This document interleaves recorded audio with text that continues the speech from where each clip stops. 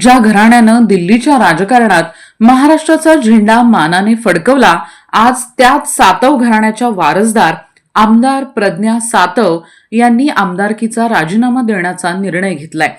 त्या भाजपाच्या वाटेवर असल्याचं समजतंय. हा केवळ एका पदाचा राजीनामा नाही, तर एका निष्ठावंत वारशाला बसलेला हा मोठा धक्का आहे. स्वर्गीय राजीव सातव, राहुल गांधींचे अत्यंत विश्वासू सहकारी.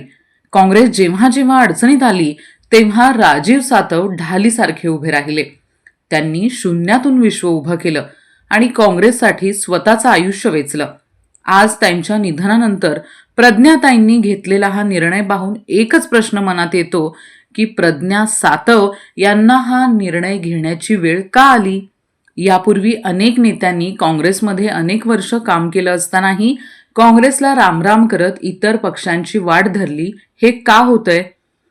कोल्हापुरात दिवंगत आमदार PN पाटील यांच्या गटानंही तेच केलं. आज सातवही त्याच वाटेवर आहेत. यावर पक्षश्रेष्ठींनी विचार करणं गरजेचं आहे.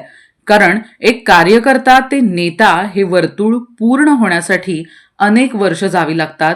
तेव्हा हे वर्तुळ पूर्ण होतं. त्यामुळं काँग्रेस नेत्यांनी यावर गांभीर्यानं विचार करण्याची आवश्यकता आहे. अन्यथा होत्याचं नव्हतं व्हायला वेळ लागणार नाही.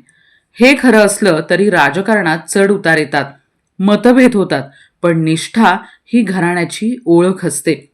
वैयक्तिक नाराजीसाठी इतक्या वर्षांची ओळख पुसून टाकणं म्हणजे कार्यकर्त्यांच्या विश्वासाला तडा देण्यासारखं आहे. त्यामुळं नेत्यांनीही या कोलांड उड्या मारताना थोडा कार्यकर्त्यांचाही विचार करावा. आज राजकारणाचा जो काही विचका झालाय कदाचित तो यामुळेच असावा. त्यामुळं काँग्रेस यातून काय धडा घेणार का, हा प्रश्न आजही कायम आहे. अशाच नवनवीन अपडेट्ससाठी डिजिटल कोल्हापूर चॅनेलला सबस्क्राईब करायला विसरू नका. आमच्या फेसबुक, इन्स्टालाही नक्की फॉलो करा.